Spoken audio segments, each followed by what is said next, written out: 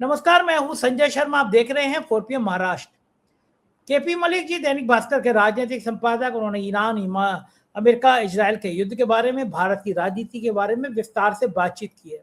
Iran की हिम्मत की सराहना करना चाहिए कि किस तरह वो युद्ध लड़ रहा है। चलते हैं केपी मलिक के पास, पूरी बातचीत सुनते हैं। 4PM में आपका स्वागत है केपी मलिक साहब।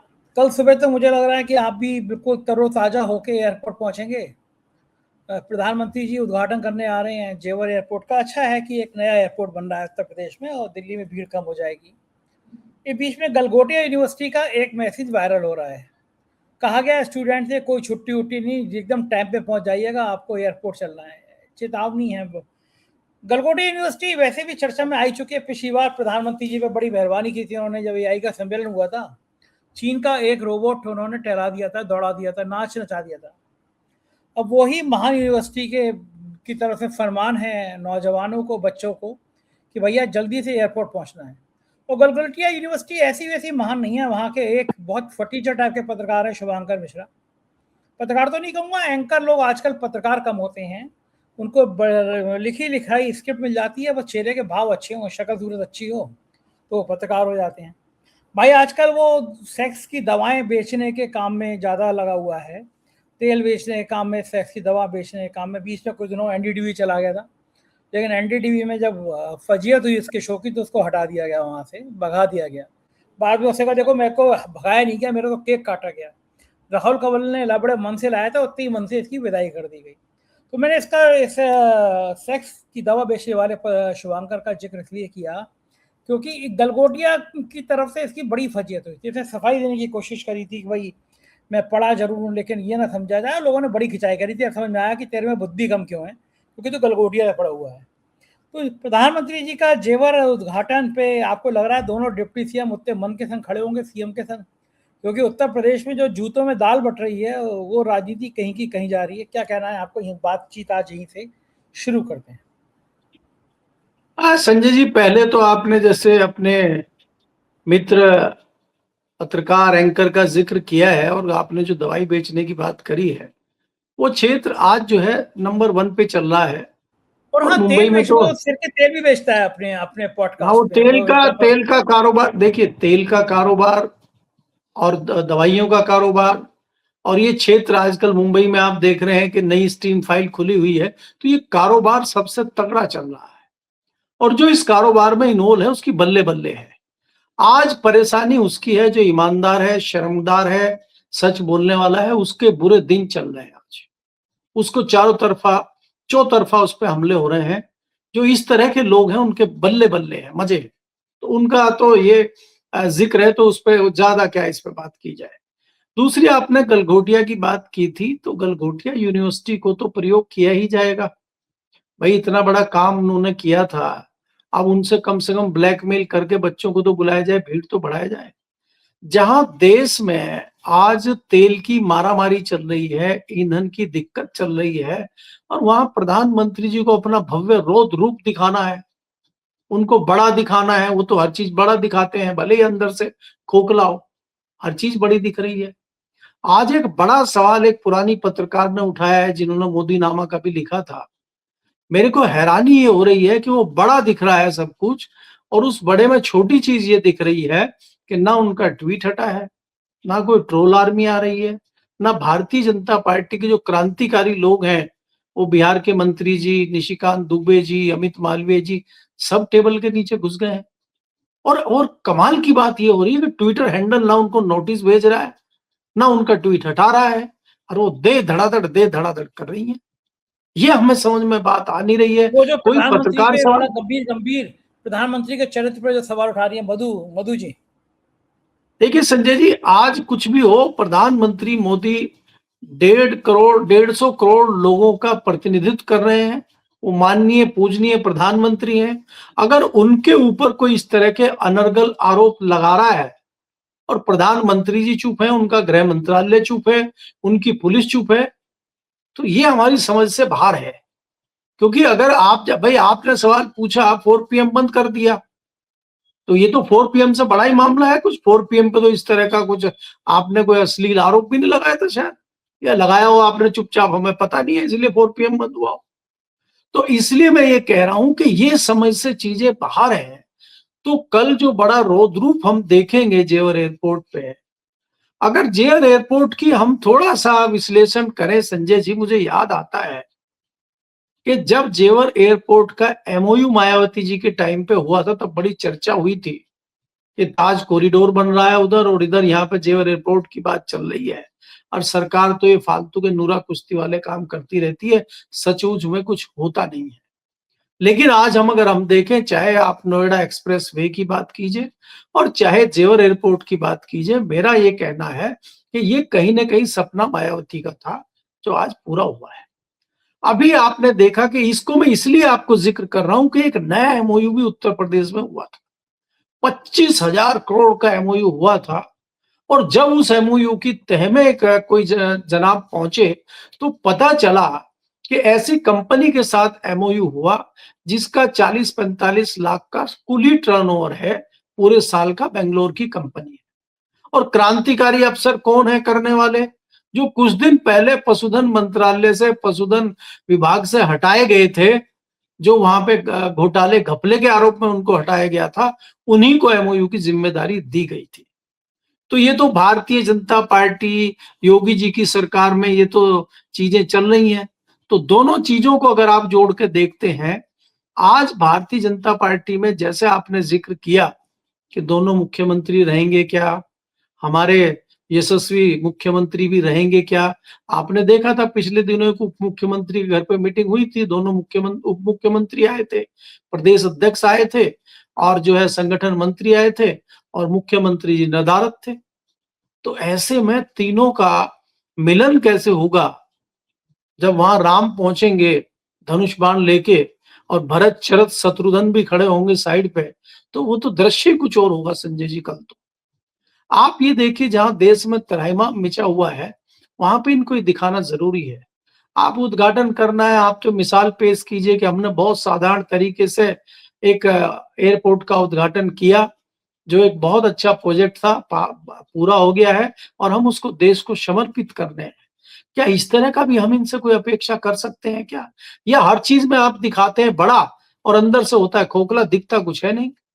आपने जो जो आज तक बड़े किए हैं, उसमें अंदर से कुछ निकल के आया नहीं। नोटबंदी में कुछ आया नहीं निकल के, जीएसटी में कुछ आया नहीं निकल के, कोरोना में कुछ आया नहीं निकल के। तो जेयर एयरपोर्ट का अगर आप उद्घाटन कर रहे हैं, तो इसका श्रेय आप खुद ले रहे हैं। ऐसा कौन सा बड़ा इसमें आपने बड़ा मामला कर दिया? अभी पिछले दिनों आप योगी जी आए थे और राष्ट्रपति पहुंची थी एक अस्पताल का उद्घाटन करने के लिए। साउथ की कंपनी ने निजी हॉस्पिटल नोएडा में बनाया है, और उसका उद्घाटन मुख्यमंत्री और राष्ट्रपति कर रहे हैं। तुम्हारा क्या लेना देना भाई? एक निजी व्यापारी ने बनाया है, वो लूटपाट शुरू करेगा अस्पताल में। पिछले महीने कपिल देव ने एक बहुत बड़ा प्राइवेट हॉस्पिटल बनाया है, लग्जरी, जिसमें जो है 5 स्टार के हिसाब की चीजें हैं, 100 बेड का एयरपोर्ट है, और वो 100 बेड का हॉस्पिटल है, और माननीय योगी जी पहुंचे उद्घाटन करने नोएडा में। अरे आप उसका उद्घाटन करिए ना जो सरकार बनवा रही है। जो सरकार गरीबों के लिए हॉस्पिटल बनवा रही है 500 बेड का, जो 500 बेड का आप 500 सीट का कोई इंस्टीट्यूट बनवा रहे हैं, कोई स्कूल बनवा रहे हैं, उसका उद्घाटन आप करिए ना। वो तो हुआ नहीं, ना पिछले 8 साल 9 साल में उत्तर प्रदेश में हुआ, और ना 12 साल में पूरे देश में कहीं दिखाई दे रहा है। आप बताइए कौन सा एजुकेशन इंस्टीट्यूट खड़ा हुआ है, कौन सा हेल्थ का इंस्टीट्यूट खड़ा हुआ है, कौन सी ऐसी चीज आपने करी है कि जिसका उद्घाटन आप इस तरीके से कर रहे हैं? आप 1 किलोमीटर सड़क कहीं बनती है देहरादून एक्सप्रेसवे पे, झंडी दिखाने पहुंच जाते हैं। दिल्ली से मेरठ क्या वो मेट्रो रेल बन गई, उसको हर 4 किलोमीटर पर जाकर झंडी दिखाना शुरू कर देते हैं हर 3 महीने में। तो क्या खाली झंडी दिखाते रहेंगे या ग्राउंड पे कुछ करेंगे भी? तो संजय जी, ये उंगलियां इसलिए उठ रही हैं कि आपकी कथनी करनी में साफ साफ फर्क दिखाई देता है। जी बिल्कुल ठीक कह रहे हैं। उधर सरकार बहुत दावे कर रही है, कहीं गैस की कमी नहीं है, कहीं पेट्रोल की कमी नहीं है, पेट्रोल पंपों पे लाइन लगी जा रही है। हमारे यहाँ के एंकर है, बता रही थी कि 2 घंटे उसको लाइन में खड़ा होना पड़ा पेट्रोल डलवाने के लिए। पूरे गुजरात से लोग मजदूर पलायन करने की खबरें आ रही हैं। बड़ी खतरनाक स्थिति है। सरकार संभाल क्यों नहीं पा रही, मैनेज क्यों नहीं कर पा रही, कहाँ खोई हुई है? क्या लगता है मलिक साहब आपको? देखिए संजय जी, अगर आप देखें ये पैनिक कहाँ से हुआ है और इसमें क्यों इस तरह की स्थिति बनी है। हालांकि मैं नहीं समझता कि देश में अभी फिलहाल बहुत क्राइसिस ईंधन का हो गया और स्थिति बहुत खराब हो गई है। मैं अभी नहीं समझता, क्योंकि हम दिल्ली में भी रहते हैं और मैं भी आज 2-3 पेट्रोल पंप पे गया दिल्ली में, तो सामान्य तौर पे चीजें चल रही थी। ये पैनिक भी पैदा किया हुआ कहीं ना कहीं मानता हूं मैं कि प्रधानमंत्री का किया हुआ है। प्रधानमंत्री एकाएक जिस प्रकार से सदन के दोनों हाउस में, राज्यसभा में, लोकसभा में जिस प्रकार से वो 20 मिनट का भाषण कागज पे पढ़ रहे हैं और आप कह रहे हैं कि कोरोना की स्थिति बन सकती है, मामला लंबा चल सकता है, तो आप एक पैनिक करने का काम खुद कर रहे हैं। या तो आप जनता को समझाइए। आप तो जाने जाते हैं राष्ट्र को संबोधित करने के, आपके समय समय पे नए इतिहास बने हुए हैं। आपने कई बार राष्ट्र को रात को 8 बजे संबोधित किया है। हमें तो लगता था कि आज रात को 8 बजे आप देश को संबोधित करेंगे, लेकिन किया नहीं है। और इनके जो चमचे चेले उन्होंने कह दिया कि बहुत बड़ा जो है तोहफा मिल गया है लोगों को, और मोदी जी ने 10-10 रुपए डीजल और पेट्रोल पे सब्सिडी कम कर दी है। सस्ता डीजल सस्ता पेट्रोल सुबह से चला रहे हैं इनके लोग। अरे भाई, वो लोग ढूंढ रहे हैं कि कहाँ है। अब हम तेल डलाने आज गए, हमने पूछा भैया 10 रुपए सस्ता हो गया तेल डालो। बोला साहब कौन सा सस्ता हो गया, महंगा होने वाला, आप तो जल्दी आ गए। अब ये सब्सिडी जो मिली है, ये कंपनियों को सब्सिडी मिली है, और आपने तालाब में कंकड़ फेंक के देख लिया है कि लोग क्या करते हैं। अब लोग बम बम हो गए हैं कि 10 रुपए कम कर दिए हैं, अब जल्दी आप 20 रुपए बढ़ा देंगे, क्योंकि कंपनियों को 30 रुपए पर लीटर का घाटा हो रहा है। तो 10 रुपए आपने अपनी जेब से दे दिया है, सरकार की जेब से, और 20 रुपए आप जो है उपभोक्ता की जेब से निकाल के देंगे। वो तो चुनाव और है ये नहीं परिस्थिति 5 राज्यों में। मलिक साहब, अगर 5 राज्यों में चुनाव नहीं होते तो तब तक तो रेट बढ़ गए होते। आप देखना 5 अप्रैल को, 5 तारीख को, मई को ये रेट बढ़ेंगे या नहीं बढ़ेंगे? 5 मई को 5 बजे बढ़ेंगे। जैसे ही वोटिंग खत्म होगा तुरंत घोषणा हो जाएगी कि तेल बढ़ गया है। ये तो देखिए क्रांतिकारी लोग हैं, इसमें तो इनका मुकाबला कोई कर नहीं सकता संजय जी। लेकिन बात यह है कि क्राइसिस चल रहा है, इसमें कोई दो राय नहीं है। देखिए, राष्ट्र का मामला है, ये किसी एक व्यक्ति का मामला नहीं है, ये विपक्ष का मामला नहीं है, ये राष्ट्र का मामला है। राष्ट्र सबके साथ है। बड़ा दुर्भाग्य हमें लगता है कई बार कि आप सर्वदलीय बैठक बुलाते हैं और प्रधानमंत्री जी उस मीटिंग से भी दूर रहते हैं। चाहे ऑपरेशन सिंदूर का समय हो, और चाहे अब ये ईरान और अमेरिका का, इजराइल का जो युद्ध चल रहा है, इस पर जब आप भारत में मीटिंग करते हैं सर्वदलीय की, तो प्रधानमंत्री जी डरते हैं मीटिंग में जाते हुए। अरे भाई, आपस में आपके मतभेद हो सकते हैं, कांग्रेस से हो सकते हैं, आम आदमी पार्टी से हो सकते हैं, किसी दूसरे दल से हो सकते हैं, लेकिन जब राष्ट्र का मामला होता है सब एक है। और उसकी मिसाल कई सारी पेश की गई है पहले, चाहे राजीव गांधी का जमाना हो, चाहे वाजपेयी का जमाना हो, और चाहे नरसिंह राव का जमाना हो। नरसिंह राव देश के प्रधानमंत्री थे, विपक्ष में वाजपेयी जी थे, और जब कहीं देश का पक्ष रखने की बात हुई तो वाजपेयी जी को भेजा गया। भाई, वाजपेयी जी देश में ही तो हमारे विपक्ष में है। वो अमेरिका में जाके थोड़े ना वहां अमेरिका की बोली बोलने लगेंगे। वो तो भारतीय है, वो तो देशभक्त हैं, वो तो हमारे नागरिक हैं। तो आप भले ही आपस में आपके कोई मतभेद, राजनीतिक मतभेद हो, लेकिन राष्ट्र के लिए तो किसी के मन में मतभेद नहीं है। राष्ट्र तो हमारा सबका अपना है। तो आज हम कहां खड़े हुए हैं? दुर्भाग्य देखिए संजय जी कि हम विश्व गुरु बनने जा रहे थे, और यहाँ पे विश्व गुरु तो क्या, हम तो पाकिस्तान से भी पीछे चले गए। पाकिस्तान जो है वो देवदूत बन के खड़ा हुआ है, वो समझौते करा रहा है। भाई साहब देखिए, वो ईरान और आपका इजराइल और अमेरिका के बीच में मध्यस्थता करा रहा है। जिस देश को आप कहते थे कि ये जो है ख्वाबगाह है आतंकवादियों की, वो आतंकवादियों की ख्वाबगाह में तीनों देश के प्रतिनिधि बैठ के फैसला लेंगे कि क्या करना है कि नहीं है। हालांकि वो फैसला होता हुआ इतना आसान नहीं दिख रहा है। वो भी हमें ट्रंप की चाल और एक नूरा कुश्ती लगती है, क्योंकि जिस तरीके से ट्रंप अपनी शर्तें रख रहे हैं और जिस तरह से 5 शर्तें ईरान ने रख दी हैं, मुझे नहीं लगता कोई बात हो पाएगी, कुछ हो पाएगी। लेकिन यहाँ पे कद ऊंचा हो गया है पाकिस्तान का, और भारत का कद एक स्टेप नीचे चला गया है। आज अगर आप आकलन करते हैं कि इस सारे मामले में भारत ने क्या पाया और भारत ने क्या खोया, और अमेरिका, पाकिस्तान ने क्या पाया क्या खोया, तो पाकिस्तान ने तो बहुत बड़ा रुतबा पा लिया। पाकिस्तान का और भारत का कोई मुकाबला नहीं है। हमें कोई आपस में दोनों की तुलना नहीं कर सकते। वो किसी भी कीमत पे कहीं भी हमारे सामने नहीं टिकता। सबसे पहले तो हम 150 करोड़ हैं और वो सिर्फ 25 करोड़ है, हमारे सामने कहां टिक रहा है। दूसरा, हर लिहाज से हम उससे मजबूत हैं, लेकिन रणनीति में तो हम उससे पीछे हैं। वो चाइना की गोद में भी बैठा है। अगले महीने जो है मुनीर साहब बिरयानी खाने चाइना भी जा रहे हैं और बिरयानी खिलाने ट्रंप साहब भी उनको बुला रहे हैं। वो दोनों के प्यारे दुलारे और नए तारे बने हुए हैं। और हम जो कहते थे अब की बार ट्रंप सरकार और चाइना वालों को झूला झुला रहे थे और पुतिन के यहाँ जो है गलबैयां डाल रहे थे, वो हमारा क्या हुआ हमें पता ही नहीं लग रहा। कहाँ गए हमारे विश्व गुरु, कहाँ हमारी रणनीति गई, कहाँ हमारी विदेश नीति गई, हमें तो समझ ही नहीं आ रहा संजय जी। हमसे बढ़िया विदेश नीति तो मुझे लग रहा है पाकिस्तान की हो गई। पाकिस्तान के प्रधानमंत्री ने नेशनल को जो है संबोधित करते हुए कह दिया कि हम मंत्रियों की गाड़ी में कटौती कर रहे हैं, अफसरों की गाड़ियों में कटौती कर रहे हैं, ईंधन बचाना है।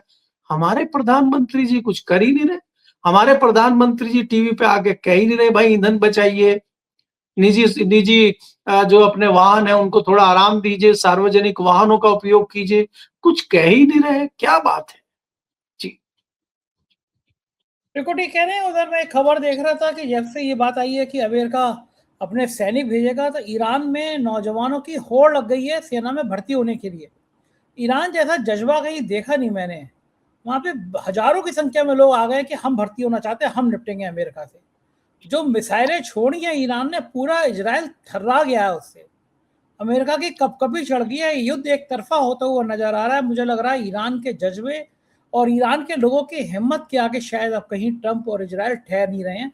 आपको लगता है कि ये युद्ध ने दुनिया में एक संदेश तो दे दिया कि जो अहंकारी राजा होता है उसका अंत निश्चित है, वो राजा कहीं का भी हो सकता है। कम से कम ट्रंप को ये बात समझ में आ रही होगी। अब आपको क्या लगता है मलिक साहब? संजय जी देखिए, मेरे को दो चीजें दिख रही हैं कि पिछले कुछ दिनों से इजराइल गायब है। दूसरा, इजराइल की तरफ से आज एक्सेप्ट किया गया है कि उनका बहुत नुकसान हुआ है, उनके नागरिक मारे भी गए हैं और उनके नागरिक भारी तादाद में घायल हैं। तो कहा किसने किया? ईरान ने किया हुआ ये काम। तो जो लोग कह रहे थे कि ईरान कुछ कर नहीं पा रहा। दूसरी बात यह है कि जो हमारे आज दुनिया के सबसे पावरफुल हैं ट्रंप साहब, और जो कहते हैं हम ये कर दें, पहले तो उन्होंने 48 घंटे का सीज फायर किया, फिर उन्होंने 5 दिन का किया, आज 5 दिन समाप्त हो रहे थे, अब उन्होंने 10 दिन का कर दिया। खुद ही कर रहे हैं वो। ईरान कुछ नहीं कह रहा है। ईरान कह रहा हमसे कोई बात नहीं हुई, हमारे हमले जारी हैं। आज उन्होंने एक तेलवाहक जहाज को पेल दिया जो निकलने की कोशिश कर रहा था, आज उसको कर दिया उन्होंने। तो वो ईरान तो नहीं लग। देखिए संजय जी, ईरान के पास कुछ खोने को नहीं है। ईरान को जो खोना था ईरान खो चुका, और यहाँ पे जो है ईरान को जो भी आगे है उसको पाने के लिए है। और अमेरिका हो चाहे इजराइल हो, इन्होंने सोचा नहीं था कि जिसको आप इतने हल्के में ले रहे हो, जिसको आप वेनेजुएला समझ रहे हो, वो वेनेजुएला नहीं है, वो टेनेजुएला है। वो तुम्हारी टैं बुला देगा। तो उसने जो है दोनों की टैं बुला दी है। और इसमें कोई दो राय नहीं है कि जिस प्रकार से रणनीति ईरान की चल रही है, युद्ध नीति चल रही है, उसकी दुनिया कायल है आज। और ये समझ में आ गया है गल्फ कंट्रीज को भी, जो चंपू बने हुए थे पश्चिम के और अमेरिका के, उनकी समझ में आ गया है सारे जो है मुस्लिम देशों के, कि भैया ईरान से पंगा नहीं ले सकते और ईरान से ही माफी मांग लो। ईरान ने कह दिया है कि जो जो बेस है खाली तत्काल कराइए अगर आपको जान बचानी है तो, नहीं तो हम इसके जिम्मेदार नहीं है। और उसके बावजूद आप ये देखिए कि इजराइल ने आम जनता पे, आम नागरिकों पे, स्कूलों पे, अस्पतालों पे, संस्थानों पे हमले किए।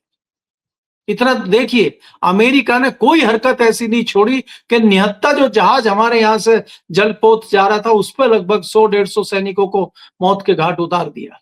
ऐसे आपने निर्दोष लोगों को भी मारा है, तब भी आप कुछ नहीं कर पा रहे और उसके हौसले को आप डिगा नहीं पा रहे। तो इसमें संजय जी कोई दो राय नहीं है कि एक बड़ी शक्ति के रूप में ईरान उभर रहा है और ईरान पीछे हटने वाला नहीं है। और यहां अमेरिका फंस गया है। पीछे हटे तब मरे, आगे बढ़े तब मरे। क्योंकि आपको ये देखना होगा कि वहां पे अमेरिका में भी चुनाव चल रहे हैं और मिड टर्म पोल वहां भी होना है। इजराइल में भी इस साल के अंत में चुनाव होने हैं। तो चुनावी तौर पे भी फंस गए हैं और देश के अंदर भी इनके खिलाफ आवाज उठने लगी है। लोगों का कहना यह है कि देश को बिना कॉन्फिडेंस में लिए इन्होंने कोई ऐसी पक्ष विपक्ष से बात किए, अपना खुद का डिसीजन ये ले लिया। तो ये दोनों देश गिर गए हैं और यहाँ पे मुझे लगता है कि बड़ी अच्छी रणनीति के साथ ईरान आगे बढ़ रहा है। लेकिन संजय जी, हमें दुख इस बात का होता है कि भारत के पास जो इतना अच्छा एक अवसर था, जो हम मध्यस्थता कर सकते थे और हम तीनों के प्यारे बन सकते थे और विश्व गुरु के मामले में हम 2 स्टेप आगे बढ़ सकते थे, वो मौका हमने खो दिया। हमारी जो विदेश नीति थी, हमारी जो रणनीति थी, वो हमें कहीं दिखाई नहीं दी है, आज भी दिखाई नहीं दे रही है। पाकिस्तान जैसा देश जिसकी साख इतनी खराब थी, कम से कम उसने कुछ पाया है, कुछ हासिल किया है और उसको चाहे भले ही कुछ हो ना हो, लेकिन एक ये संदेश गया है कि मध्यस्थता के लिए पाकिस्तान आगे खड़ा हुआ है। और आज आप कुछ भी कहिए, पाकिस्तान के रिश्ते खराब नहीं है ईरान से। ये वही पाकिस्तान है कि इसके रिश्ते ईरान से भी अच्छे हैं, चाइना से भी अच्छे हैं और बिरयानी तो अमेरिका में खा ही रहे हैं। भारत के किधर है रिश्ते? जी। बिल्कुल ठीक कह रहे हैं, भारत के रिश्ते किधर हैं ये बड़ा सोचना पड़ेगा। बहुत बहुत शुक्रिया मलिक साहब। ये थे केपी मलिक जी, पूरी बातचीत आपने सुनी और आप समझ रहे होंगे कि यह युद्ध होता है, यह युद्ध किसी एक देश का नहीं होता है, पूरी दुनिया में फैल जाता है। आप क्या सोचते हैं इस बारे में जरूर बताइएगा और इन बातों को सराहिएगा कि किस तरह से ईरान अपनी हिम्मत के साथ खड़ा है।